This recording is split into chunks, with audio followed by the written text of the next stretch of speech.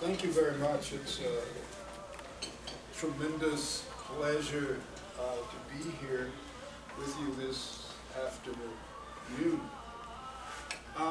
In the summer of 2021, Pastor George Nicholas of the Buffalo Health Equity Center asked me if the Center for Urban Studies would be willing to do a study of Black Buffalo since 1990 to the present. Nicholas wanted to know if progress had been made over this about 30-year period. If so, what was that progress? If not, why not? What went wrong that kept African Americans from progressing? Today I want to share my reflections on the report, The Harder We Work. The presentation will have 4 elements to it. I'll spend a little bit of time talking about why no progress was made over that period of time. Then we will discuss and analyze the reasons why blacks failed to make progress over a 3-decade period. In the 3rd section, I'll discuss the role of symbolic projects in erecting barriers to East Side development. And in the final segment, I'll talk about how blacks can progress in this particular period of time.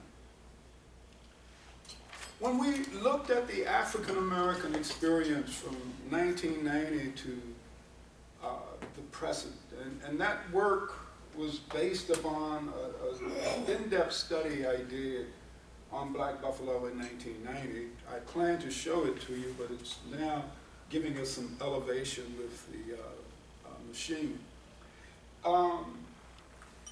At the core, this was not just a comprehensive report, but we traced the development of the black community over a period of time.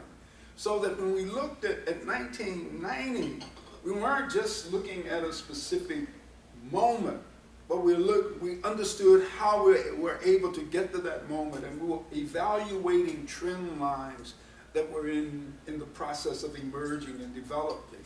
And we outlined a detailed strategy for how the city could move forward in the development of African American community.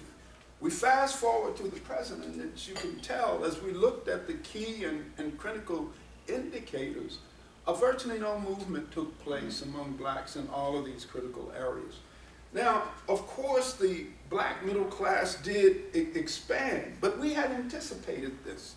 Back in 1987, William Julius Wilson, the black sociologist, indicated that in this new knowledge economy, some African Americans would rise, while the vast majority would be pulled down into the low-income sectors of the economy. So we had anticipated and expected some movement, but overall, in terms of household income, rates of home ownership, unemployment, and the poverty rates, these numbers did not reflect change. Now, we believe that limited educational attainment was a part of that story. But as we look closely at those indicators, we saw that the number of African Americans graduating from high school did increase. The number of college graduates did increase. Although the disparities between blacks and whites in terms of college education remain quite wide. Most significantly, we saw that a large number of African Americans were getting into college, but not getting out. When we looked at that population, ages around 25 and over, in terms of educational achievement, we saw that 36% of African Americans in that group had some college, but no degree. For whatever the reasons, they were getting in, but not out. But we also began to understand that there were other systemic structural obstacles and barriers keeping them from getting high-wage jobs in Buffalo and Erie County, and limited educational attainment simply would not explain why. And I'll be talking about this a little later on.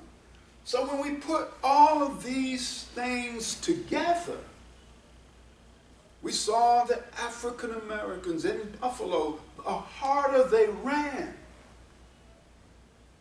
the farther they fell behind. So we posed the question, why no progress? What were the dynamics that were obstructing their upward socioeconomic movement?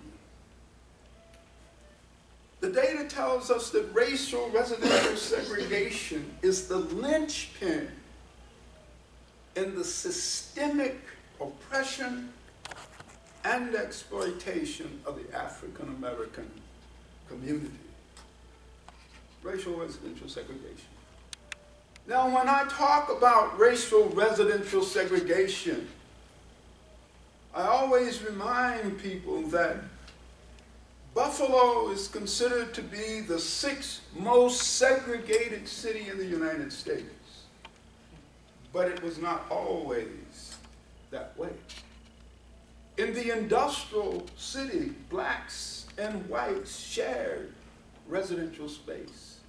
And not only did in many instances they lived in the same neighborhood, blacks and white immigrant workers living in the same neighborhoods, on the same streets, there were occasions when they actually lived in the same boarding house, as this Jefferson Avenue boarding house where Russian and Canadian immigrant workers lived along with African Americans.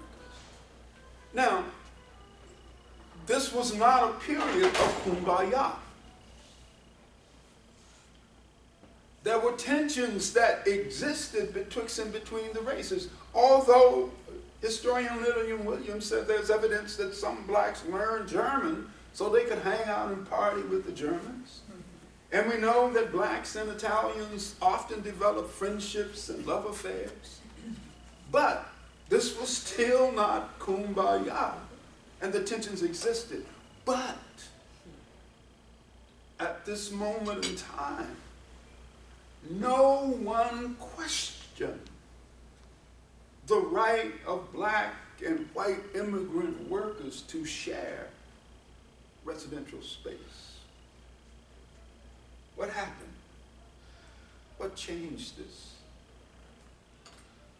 The rise of mass home ownership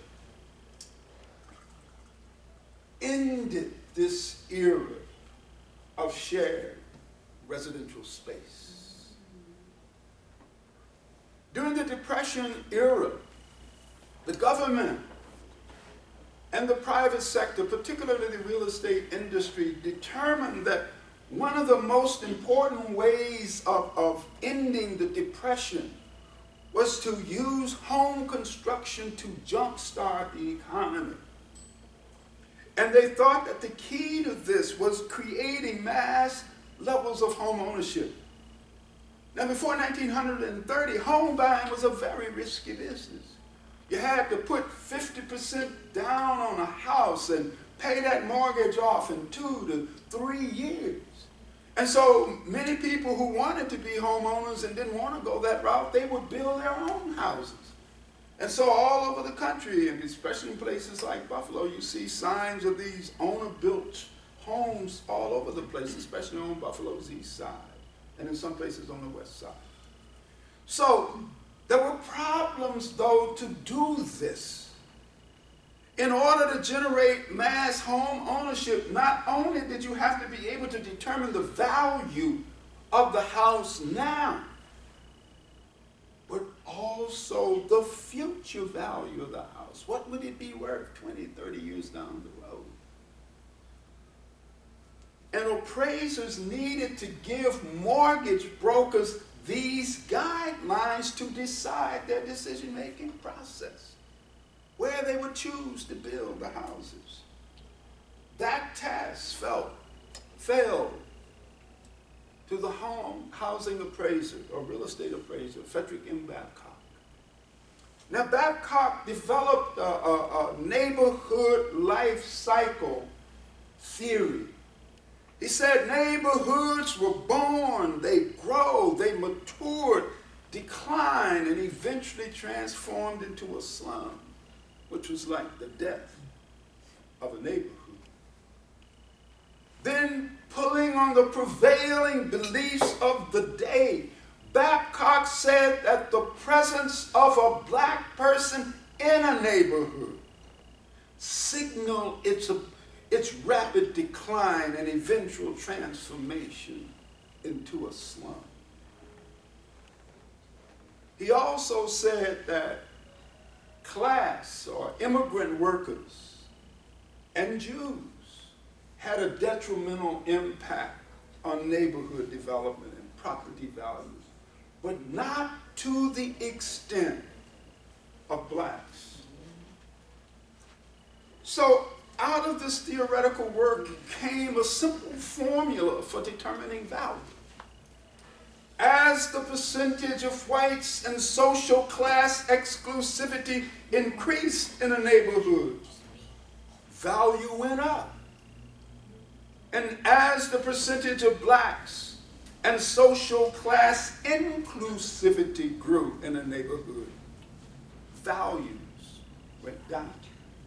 So in the system of appraising houses, they had a race and a class component. And this formula would drive residential development in the years after World War II. In this system of city building, housing value became the node around which no neighborhood development occurred. In the high value neighborhoods and communities, they were developed. In low value neighborhoods and communities, they were underdeveloped. And the underdevelopment of communities drove the value of the developed community. You could not have one without having the other. The African American and low income populations were confined in these underdeveloped neighborhoods, intentionally and deliberately kept out of the other locations and places. That was the essence of the system that Babcock put into place. Once that system was in place, it took on a life of its own. Let's now take Erie County to see how Babcock's system drove the development of racial residential segregation in our community following World War II. After World War II, thousands of whites rushed from Buffalo into the Erie County municipalities so that they could take advantage of home ownership. Home ownership was the engine that pulled them from the city into the suburban region, because the vast majority of owner-occupied new housing was built in the suburbs, not in the central city. At the same time, thousands of African Americans from the South flowed into Buffalo. This was the age of the Second Great Migration. New Deal policies and the mechanization of agriculture pushed them off the land, and many came to cities in the North, Midwest, and West, searching for greater opportunities.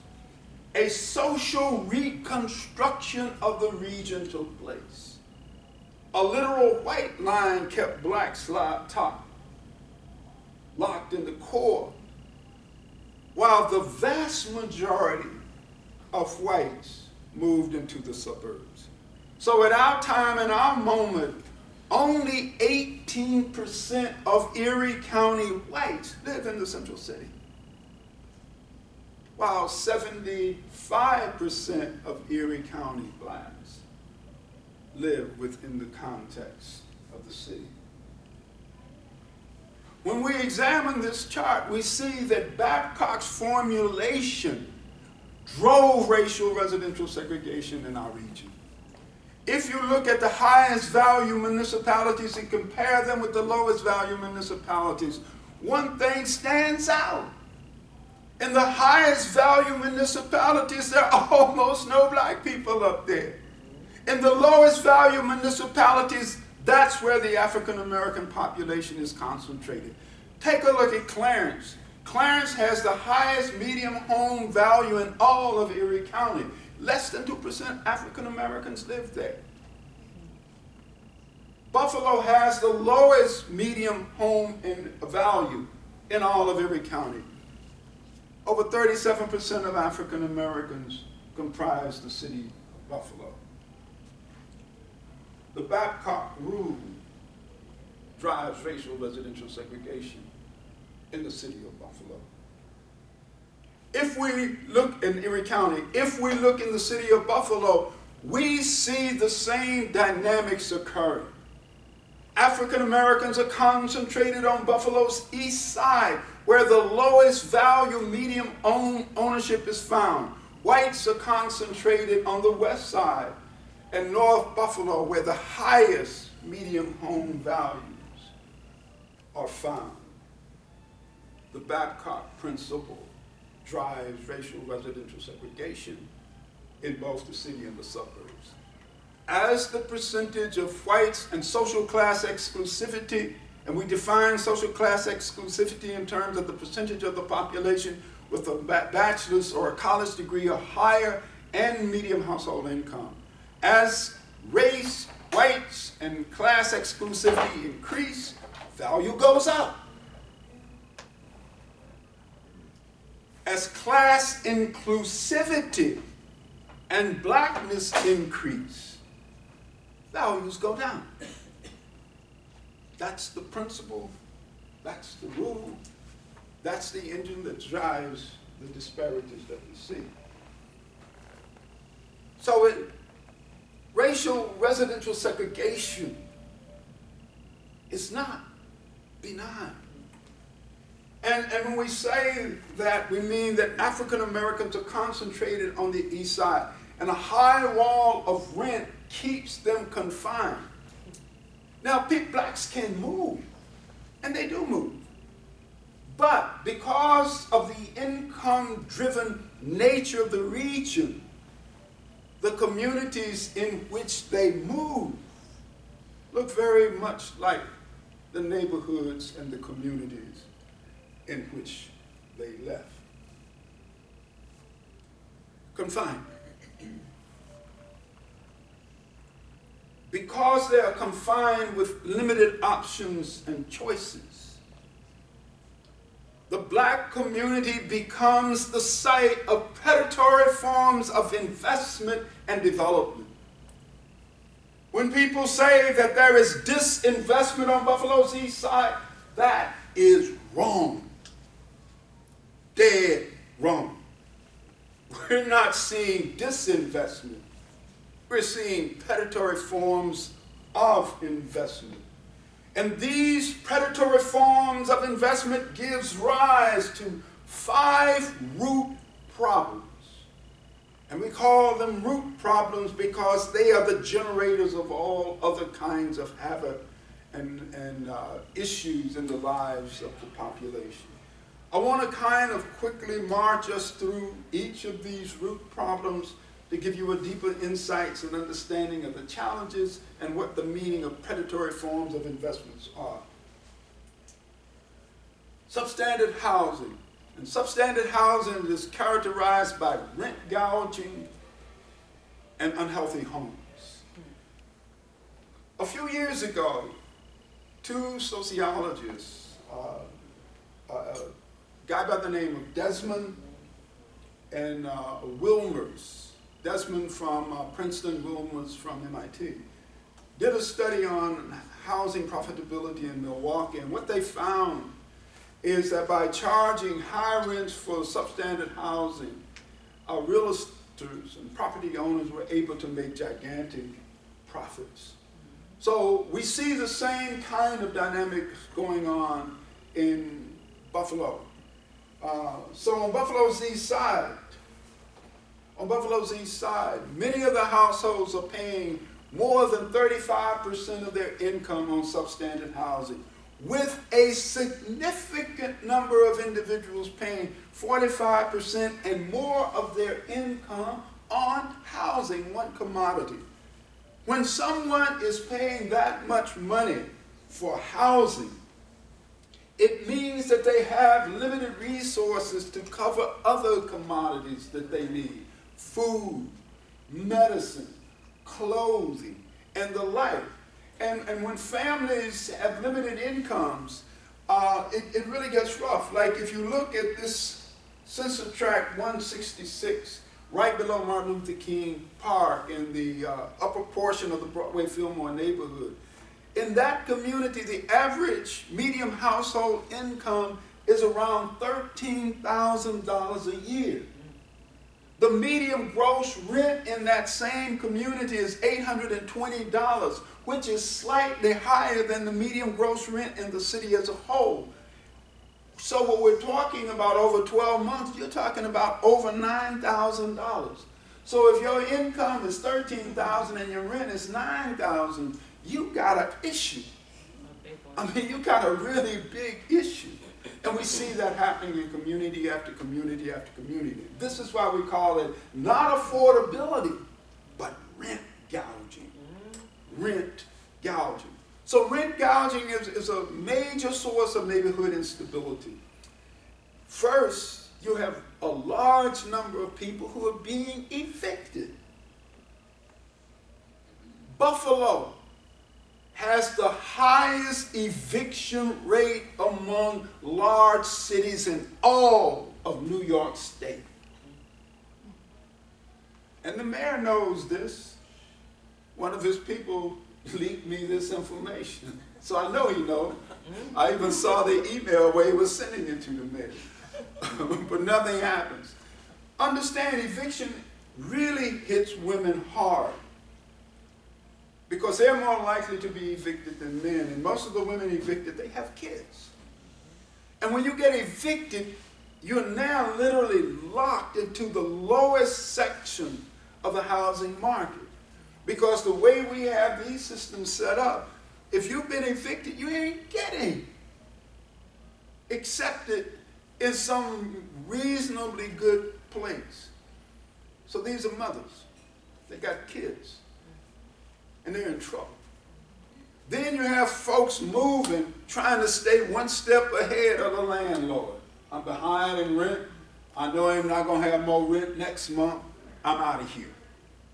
And then you have folks moving just to find a good place to live. All of it generates instability. We cannot solve the educational issues of young black kids when they're constantly changing schools.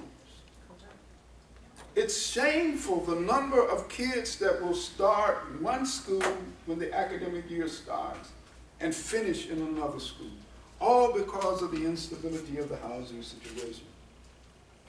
Housing conditions, these unhealthy homes, go hand in hand with rent gouging, because the way they make money, no maintenance, high rents equals huge profits. And you can see from here, this is also from City Hall, the significant number of East Side units that are in poor conditions. And a significant number of these houses are not only deteriorating, but in a state of actual physical decline. Luann Brown from the Perinatal Network shared some images with us, with the Center for Urban Studies, to give us deeper insights to the challenges that mothers are facing. And in this house, the mother felt it was full of lead. She also said that the roaches were constantly getting into the refrigerator, which meant she had to throw food out and buy other food. Always worried and stressed out because her kids were always getting sick. And she felt trapped in that place and couldn't move. And it was further bothersome because there was rat infestation. And anybody that knows about rat infestation know that these things be running through the walls at night. You can hear them. You can hear them. So I suspect that sleep deprivation was also one of the challenges that the family would face. Eventually, Luann Brown was able to get this mother out of this place. But many other black mothers are trapped in houses where the conditions are similar to this. Unkept sidewalks and curbs are part of the disintegrating infrastructure of the East Side neighborhoods. Now, to fully appreciate this, on the East Side, this is a walking community. A lot of people don't own their cars, so they have to walk to where they're going. And these sidewalks are dangerous, especially for elderly folks, people with any kind of mobility device. And don't be visually handicapped on the East Side. The visually impaired, you can't do that. You can't do it. And so it's not unusual on Buffalo's East Side to find people in wheelchairs all out in the streets because they cannot use the sidewalks. Vacant lots, unkept vacant lots are also a significant problem. These lots house vermin, places where people will dump trash. If you're walking along some of these streets at nights, it's scary because somebody can grab you and pull you over in one of those vacant lots and no one will notice and no one will care. When it gets cold, many of the varmints, the possums, the skunks, rats that are in these lots, they will seek safe havens inside of people's houses. There is no green infrastructure on Buffalo's East Side. And this is one of my favorite kind of pictures because you can look at it and you can visually see the difference in the tree coverage on the west side and on the east side. And the absence of that tree coverage, again, is not benign because you have thousands of cars that are moving through the community on a daily basis, spewing noise pollution and air pollution into the environment. We also have an issue that African Americans on Buffalo's East Side, these individuals are not in control, do not own or control the land on which their neighborhoods and communities are being built.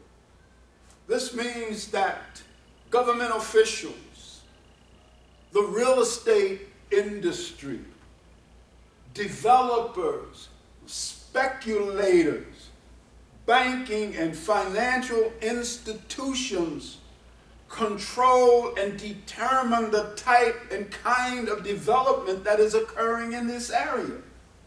The problem with that is that these groups are concerned about transactions, not community building and community development. They're trying to make money, and they have commodified, for example, many of the lots on the east side, selling them for profits. Reverend Chapman at St. John's Baptist Church bought 3 vacant lots on Buffalo's in the Fruit Belt for a housing and community development project that he has. The city charged him $90,000 for 3 lots, appraised at $16,000. What? Yes. They just, the market value. And Mayor Brown goes to the church. It's because the medical campus is nearby. Yeah. Right down the street on Best Street, a developer told me that the city sold him the lot for $100,000. And right now, young developers I know are over in the Broadway Fillmore area buying up lots to sell them to the highest bidder to generate and make profits. So this is what I mean when you do not own or control development in an underdeveloped neighborhood and community. You have problems and you have difficulties and you have challenges. There are also a lot of abandoned properties in these areas. And again, people have no say. Do we tear them down? Do we redevelop them? What do we do with them? That's not their call. People that have to use GIS and Google Maps even to find out where the place is are the ones making the choices and the decisions on how to develop.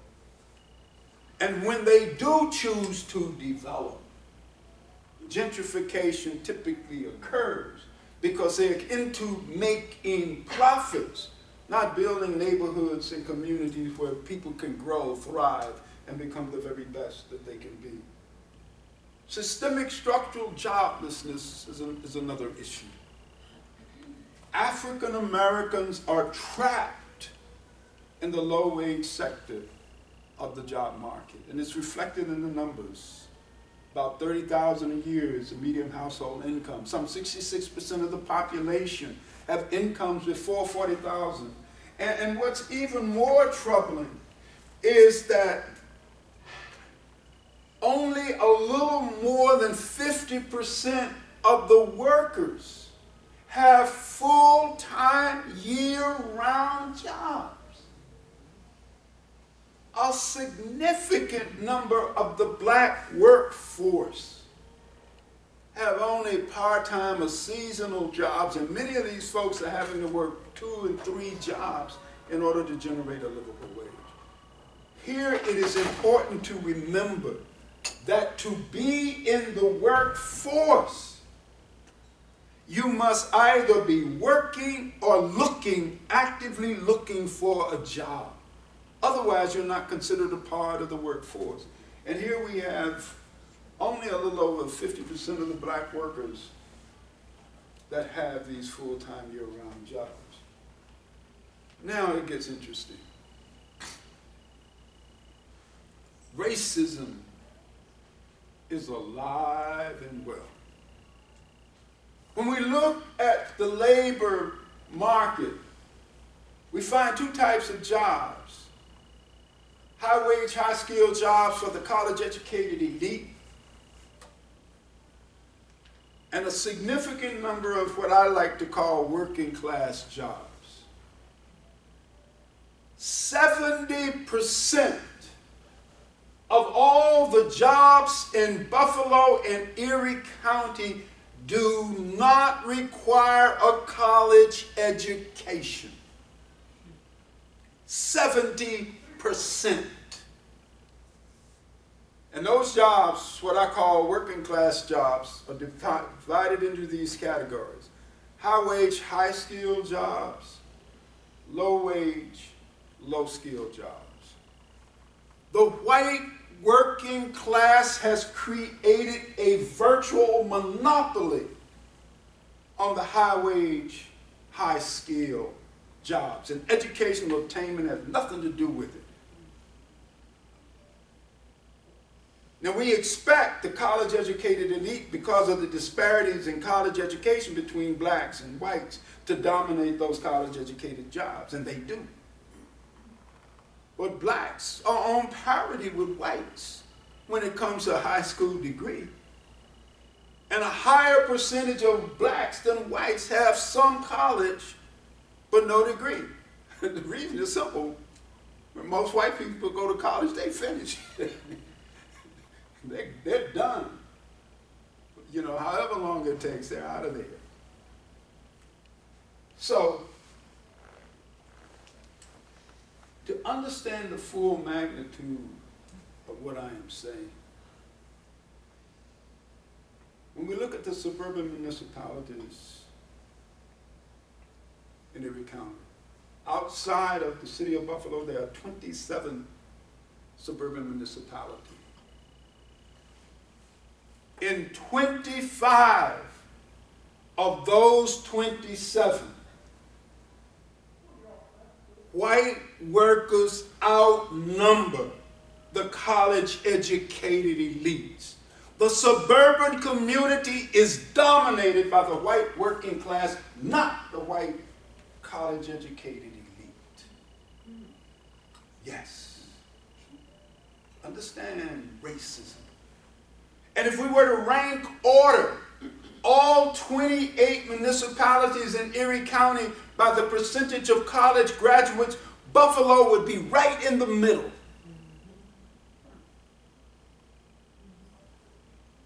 And if we rank all 28 municipalities in terms of median household income, Buffalo would be at the bottom.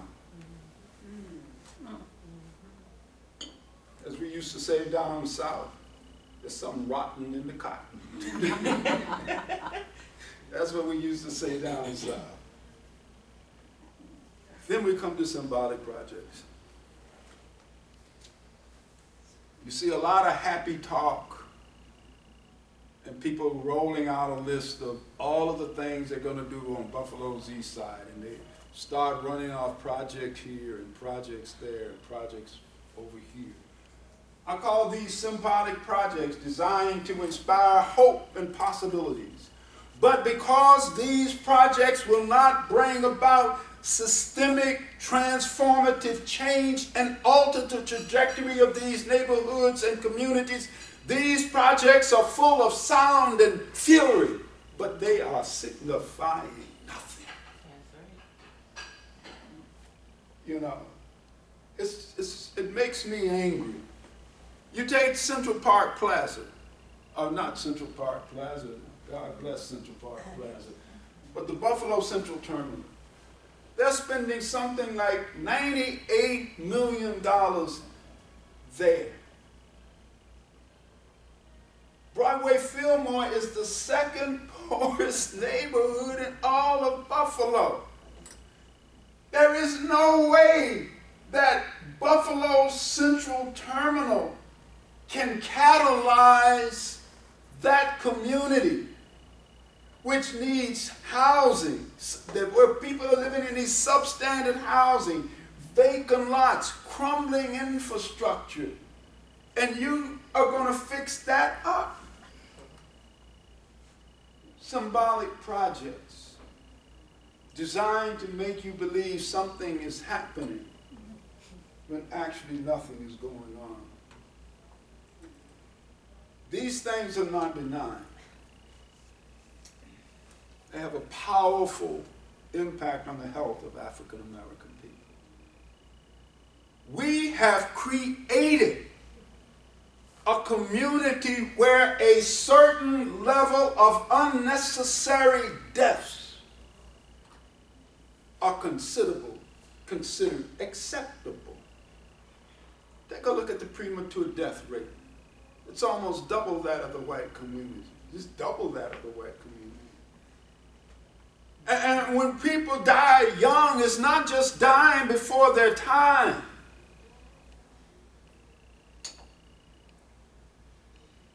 And when you add to the premature deaths and you look at the awful infant mortality rates, these are third world levels. And you think of the trauma. Because when you're talking about these numbers, you're talking about that person who could have been that scientist who may have saved thousands and thousands, millions of lives, had not they died as a teenager. Of that great artist, potentially, because she died at birth. So it's a social tragedy. And these conditions that we describe are killing people. The toxicity of the stress that women have to endure, the toxicity of the stress that men, they generate all other kinds of diseases. Toxicity causes weight gain. I mean, people saying, well, black people need to stop eating. It ain't the eating, it's the stress. That's why these people are overweight. So how do we make progress? We must attack root problems. There's a saying on the East Side that when the East Side problems go big, City Hall goes small in its solution. The bigger the problem, the smaller the solutions. You almost need a microscope to see some of these solutions. But you will not change this trajectory that way. You have to focus on these root problems, particularly the problem of substandard housing. Some 67% of African Americans live in these kinds of units. They're unhealthy. They're killing people. And we need to bring that to a stop.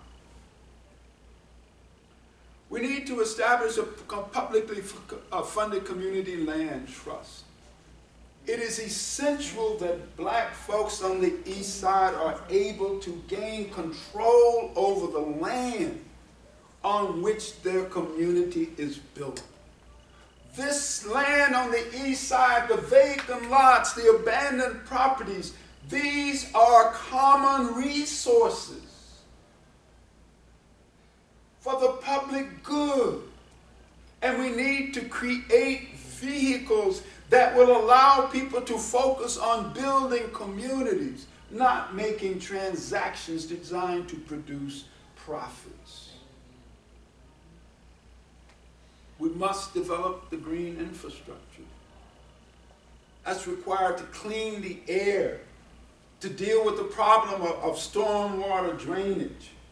I mean, you have significant amount of basement flooding on the East Side that generates mold and moisture and indoor air pollution that creates all kinds of respiratory diseases for these populations and groups, and we've got to put a stop to that.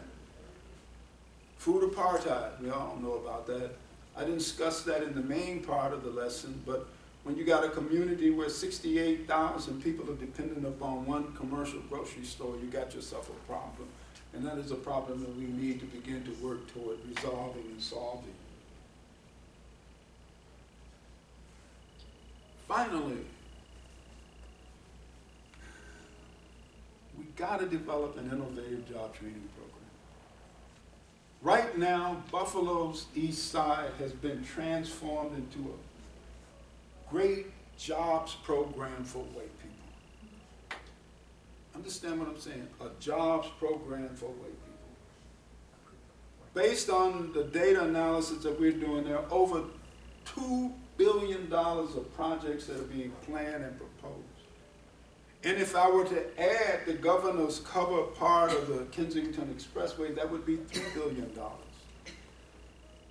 The way it is currently situated and set up, that money will flow through the East Side like water through a sieve, en route to the suburban communities. Why? Because white owners will get the contract. White workers will get the jobs. Anybody that's on the East Side will tell you now, every time you go on the East Side and you see somebody digging and working in the ground, some kind of job like that, they're mostly whites. I was going through there one day and I saw a sister out there doing something. I went over and hugged her. I mean, I'm glad one of y'all got a job. She said, thank you, brother. So, why not? We know the transformation of the East Side is going to be a big jobs market. Billions of dollars will be required. What would happen if you train the people who live there to do the work, thereby enabling them to rebuild their lives as they rebuild their own communities? Right now, based on everything I know about job training, most work owners of businesses and so forth say we would rather have someone trained on the job than trained in a bubble and sent to the job. And that's my term for these job training programs that are organically separated from work. Now people will say, and with these other things, one of the things that we have discovered that workers will use, they use the unions, they use the apprenticeship programs to keep people out, but they also use unnecessary credentialing. Saying you have to have an associate's degree to apply for this. Associate degree is cool, but are you really talking about, I got some college, but I didn't get a degree and I don't qualify? You really saying that those 2 little years are sufficient to keep me from doing the job? No, even now they're dropping down as unemployment rises among the college elite. Jobs that used to not even require a degree. Well, you must have a college degree to do this job. Artificial credentialing. We're battling some of that and some of the struggles. We're looking at a job and say, y'all got to reclassify this. You don't need a degree to do this. So my point is this. They create false tests. This is a joke of Northland Training Center. I call it a joke because it can't do what it's saying it's going to do. And it creates all of the false credentialing that's there. You got to take a test even to be able to involve getting in the job training program. So folks will say, well, they don't know how to read.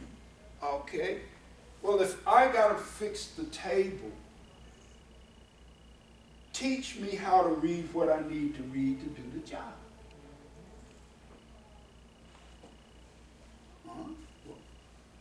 If I don't know how to read blueprints, teach me what I need to know to read the blueprints. Well, he doesn't know math. Well, teach me the math that I need to know to do the job while I'm doing the job. That's what I mean by innovating. That's what I mean by new approaches to teaching literacy. Teach people to learn what they need to know. Y'all seen the commercial? Pay for only what you need? Why not learn only what you need? I don't need to be a mathematician to do certain kinds of things. So my point of all of this, if we follow these critical approaches, it's not a long list, it's a small list, but if we do that, then we can begin to imagine a very different but possible East Side. And if we continue to do this, we can imagine a very different but possible Buffalo, prosperous. I'll give you one example about it. When I mean the city people, they don't know what they're doing. They don't understand. I'll put Byron Brown at the top of the list. Not know Byron. He's my frat brother. Give him the secret handshake. Although he won't give me that handshake, at least you criticize me too much, brother. I said, that's what alpha men do, man. Do the right thing and I'll sing your praises. But look at substandard housing. Based on our assessment and analysis, perhaps as much as 75% of that housing is owned by people who don't live in the city of Buffalo. Live in Erie County and outside of the state altogether. What that means economically is that a significant number of people on the east side are spending millions of dollars that leave the east side doing nothing for the city of Buffalo and fly away to other neighborhoods and communities. Economically, we call that economic leakage. You have to close that gap. Right now, yearly, they put all of these lottery machines all over the east side. About $32 million a year is going out of these neighborhoods and communities boom, without ever touching the streets. And people will say, well, why are people spending all this money on lotteries? Well, when you're living in a world where you got nothing but a hope and a dream, your best shot is the lottery. And someone says, well, you only have 1,000,000 to 1 chance of winning. They'll tell you, I know that. But the way things are now, I ain't got no chance of winning. So I'll take my 1 in 1,000,000, because 1 in 1,000,000 is better than 0 in 1,000,000. And so they spend all of this money on the lottery. Millions and millions of dollars flying out.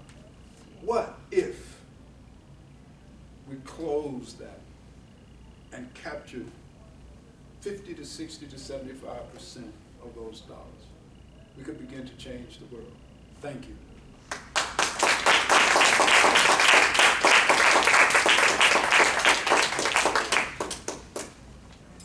Questions? Take questions, right? Yes. Yes. Thank you so much. I'll have to say, I've read the report, I led a discussion of the report, I listened to the panel discussion online, and I learned something today, and I would advise all the rest of you to do all those other things as well, because you'll learn more even. But I do have a question.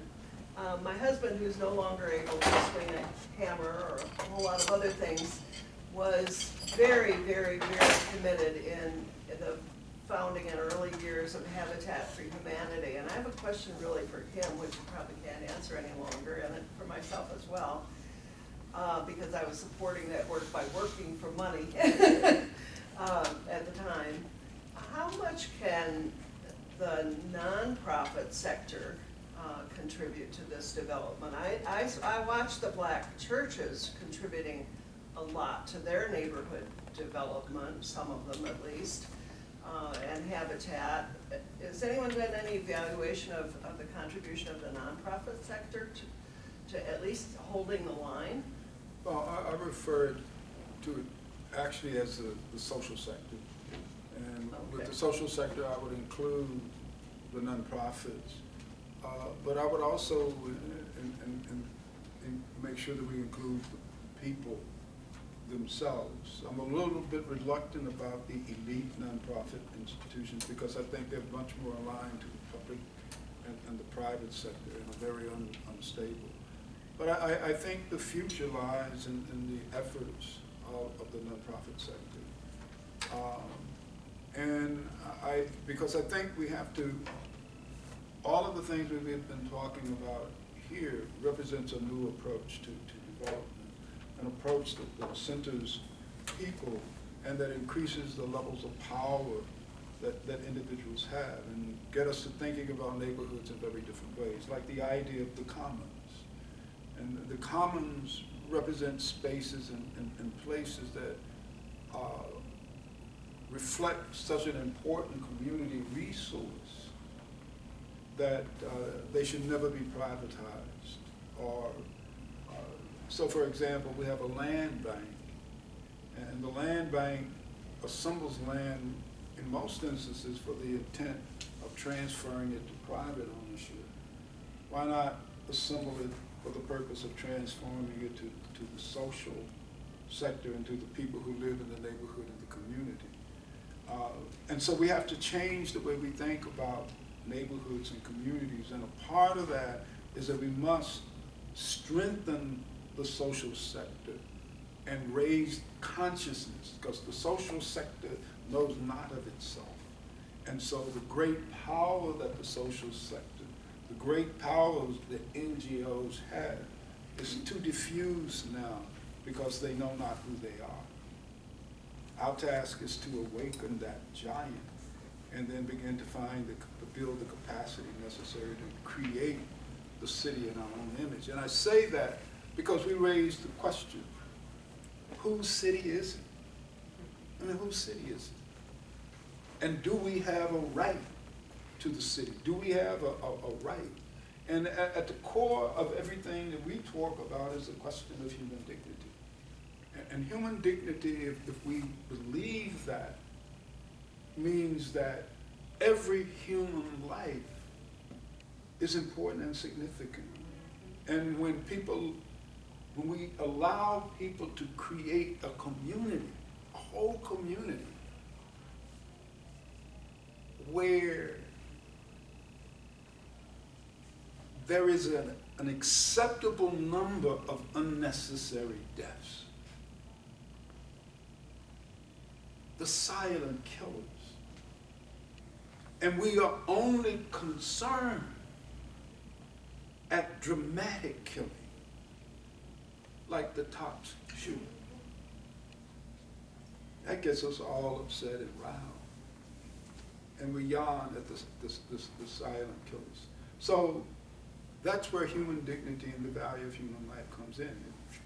If human dignity is important and the value of human life is, then we must create an environment where all lives are allowed to flourish. Yes? I had two things that I think are important in this case. One of them we discussed at the table here, so I'm cheating. I got an extra discussion here. Leadership. What kind of leadership do you need, and where are we weak in that leadership? And the other issue is work ethic. It's one thing to train people for jobs, but then to have them come to work on time, and work at their jobs. Is that something that can be taught in school? Just having taught at Buff State for over 30 years, sometimes the behaviors of students in class coming in late are a carryover to the jobs or the internships that they do. How do you instill a work ethic, and what kind of leadership do we need to accomplish some of the things that you said we need? I mean, I think the first thing we have to understand are the social realities that people face. Because then when we understand the social realities that people face, we can better deal with it.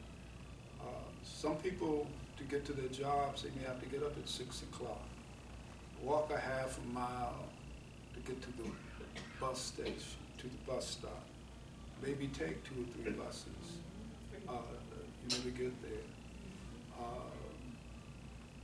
So any one misstep in that process, they're late.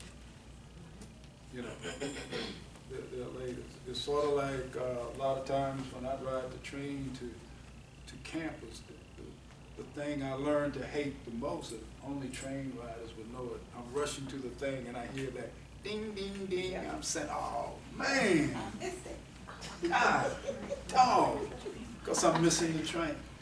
That's the ding, ding, ding. That's that bad boy pulling off. And then, you try to defy reality and think you can run and catch it. And you just stand there, all deflated. But I'm a university professor, and if I'm a little late, it's okay. But so 20 minutes is all you get. So that is a part of that reality. The other part of it is that what we advocate is developing very, very aggressive wraparound service programs, where with workers in this process, you got people who work with them.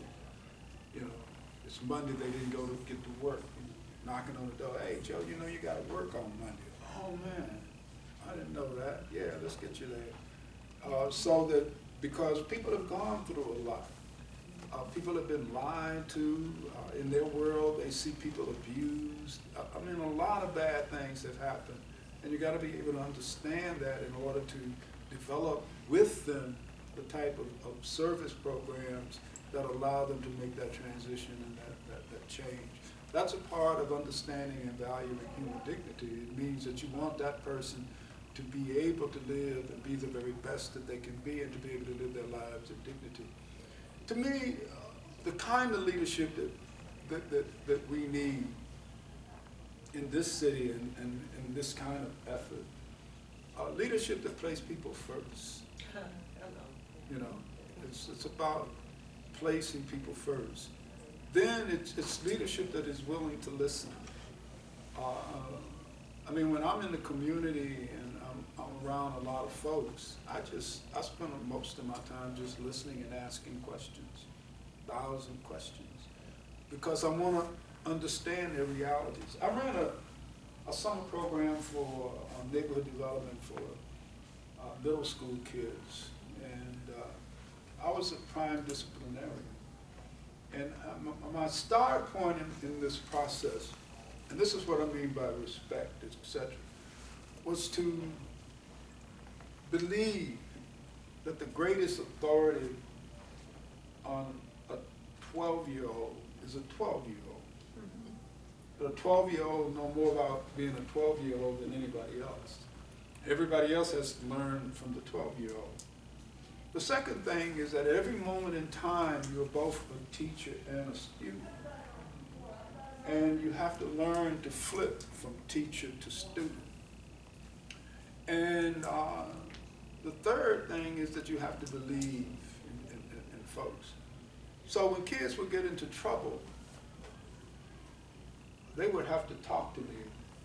That's what we did. You got to explain to me how you ended up here. And I learned a lot. I learned about a lot of these kids got grown-up responsibilities back home. You know, that a lot of these kids on medication stuff. This is why some of this stuff is crazy. A lot of the kids are troubled. Just the other day, we went to School 37 and recruiting kids for our after-school program. And we asked the question, what is a good neighborhood to you?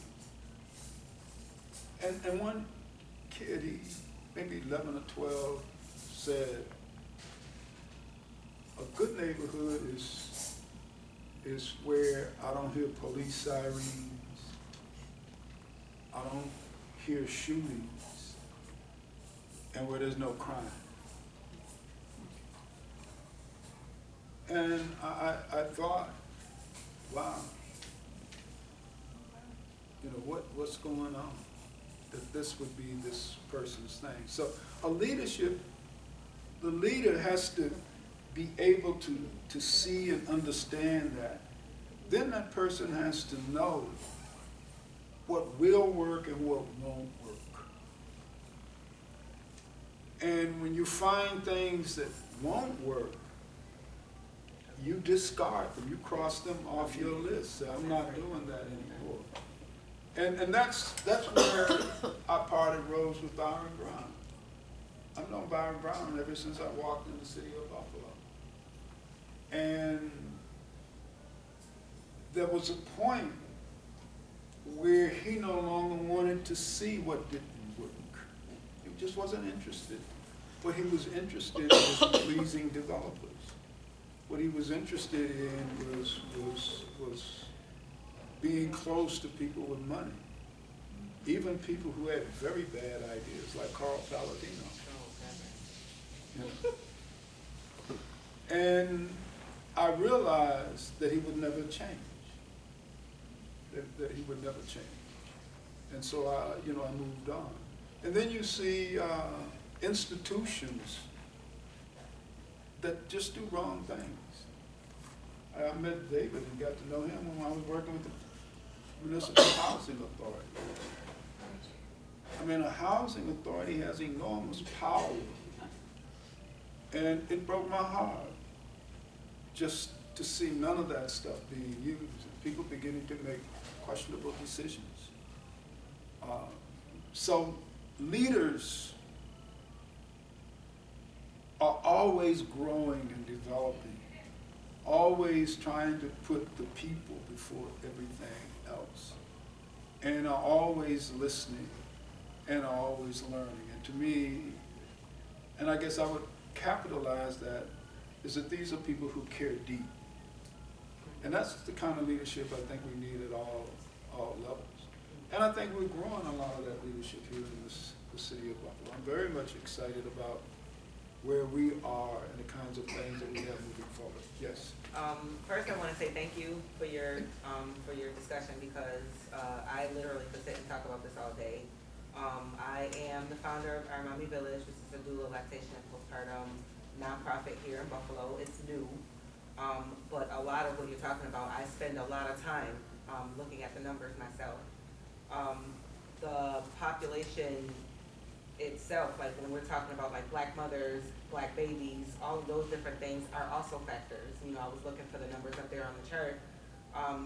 That's what's killing our communities too. But what I'm noticing is that I live in the community that I'm trying to serve, and I do put them before me, because I understand their story just like they are living it. I lived it too.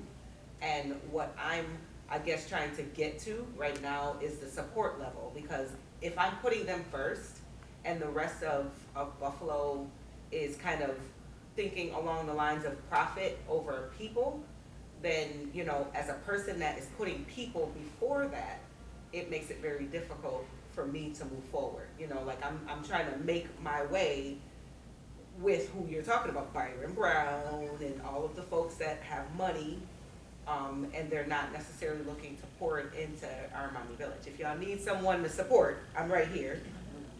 But we, you know, like right now, I think we do have something that works, that is rebuilding a community. Right now, we have a village of mothers that come together every Friday, and they don't miss. We have standing room only right now, and our block is kind of like the pilot program for it. We stick together. We are bringing back what we used to have, which was the village, that we all were accountable for each other. You know, it's a short block, but all of the kids play together. All of the parents talk to each other. When we have events, we all support each other. So like I have an idea of what could bring our villages back, but it's like getting in the door is the issue right now. Yeah, I mean, I think in Buffalo, we're starting to see pockets like that, and I actually believe that we're at a point now where we really need to bring together the most progressive heads of the different organizations and groups and sit around the table to begin to talk about how we push, you know, the envelope forward. I mean, I work very closely with the African American Health Equity Task Force and some other people, and we do an accounting of what we would consider progressive organizations and groups. You know, it could be a very formidable force. Also, we're beginning to see a lot of very, very progressive ideas coming forward, like yours. Just met with a group the other day in the Delavan Griner community that are talking about developing co-housing and cooperative economics. Conversations at a scale and a level that we haven't had before, because it's not just about individual wealth, but how do we create community wealth? It's not just about home ownership, but how do we create other forms of ownership that allow us to do things on our own. And I always like to remind people, Black people and our people in general, our greatest success comes when we build cooperatives. I mean, the most powerful institution in the African American community is the church, and that ain't nothing but a co-op. That's right. That's all it is. All y'all belong to a co-op if you belong to a church. Do you have a business card? I have to go and get my own business. No, let me give you my email address. It's htaylor@buffalo.edu. H. Taylor. @buffalo.edu. Got you. And Thank my you. cell is 716-310-1648. One more Yeah. time. 310-1648. Okay, got it. Thank you. Yes. I have a question about the rentals. is there, you'll have to excuse me if I don't make sense, but isn't there subsidized rental? And if so, don't they get fined when their houses look like this? Doesn't anybody go in there and check? The city of, several things, yeah, there are all kinds of little subsidies, but the subsidies don't alter the market, you know, and, but one of the dynamics that we have going is that, one, that in the law, there's not a clearly stated standard beneath which no housing unit should fall. That's not clearly stated. Secondly, the city does an extraordinarily poor job in terms of enforcing the existing housing codes. So code enforcement is an issue, and it's something that it's just terrible. Then the housing court itself is really very, very ineffective. And so at all of the different levels, you have inefficiencies, along with the fact that the real estate industry has a fairly large lobby, and people are constantly fighting against any of the elements that would drive levels to improve housing. So we think a part of what we have to do to improve this situation and circumstance is that we really have to attack the system in place that is supporting the substandard housing. We think one way of doing that is that we have to continue to build, and we're trying to build, in the process of building a Buffalo focus, emphasis on establishing specific causal pathways between substandard housing and specific adverse diseases. And we've got some studies underway now, working with some people in public health now. We're looking at not substandard housing, but neighborhood conditions and late stage cancer, to try to see the relation, to identify the causal pathway between these conditions and late stage cancer.